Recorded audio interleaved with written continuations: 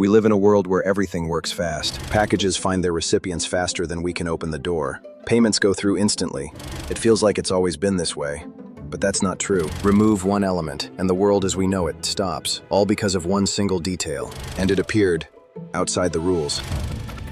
Who invented the QR code? Let's find out. Words, true freaks. Early 1990s, Japan. The post-war economic miracle had already happened. Supermarkets were overflowing, and barcodes were being printed on almost everything. But there was one serious problem with this technology. Toyota's factories ran like clockwork, thousands of parts moving down assembly lines every minute, and every single part had to be scanned, without mistakes. Imagine if your boarding pass only had your first name, no last name, no flight number, no seat number. That's basically how a barcode worked on a factory line. It only remembered the part number. Everything else, who made it, when, which line, which batch, had to be typed in by hand. At the speed of those assembly lines, mistakes were inevitable. And every mistake wasn't just a glitch. One line stoppage could cost up to $20,000 per minute. One mistake, and the factory loses more than the price of a new car. Engineers realized that the barcode had hit its limit. They needed a different solution. But what? This is where the story of a world-changing invention really begins.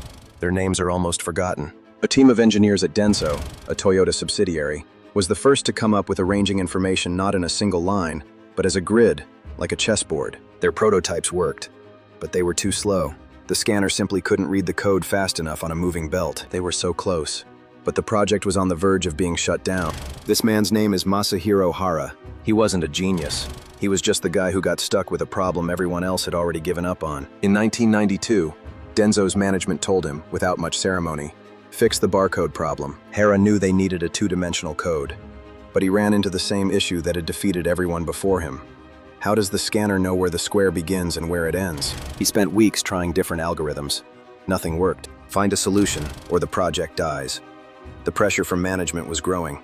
He was stuck in the same dead end as his predecessors. 1993. Lunch break. Hara is playing a board game. Go. He was on the verge of despair, ready to give up. Looking at the board, at the black and white stones, he suddenly realized this wasn't just a game, it was a clue. Those aren't just pieces, they're coordinates. If you put markers like that in 3 corners of the code, the scanner will always know which way is up, which is down, and how to rotate the image. After a year and a half of development, in 1994, the first QR code was working on Toyota's assembly line. It could hold hundreds of times more information than a barcode. You could scan it from any angle, even on a dirty or scratched part. You think Hara patented the technology and became a billionaire? In a world where every company patents everything in sight, where Apple and Samsung have fought in court for years, Denso Wave did the unthinkable. They gave the technology away. They kept only the right to the name, QR code. The technology itself was made completely free. In the 2000s, Japanese supermarkets started printing QR codes on food, household goods, and flyers. Nobody paid a single cent. It seemed like madness. But that's exactly what made the QR code a global standard. Then, in 2017, Apple and Google built QR scanning directly into phone cameras. Everything changed. And honestly, we can hardly remember a world without QR codes. Today, nobody panics about losing a movie ticket or a boarding pass. Your whole life is in your phone. This was a relay race with 3 runners, the Denso engineers. They started it.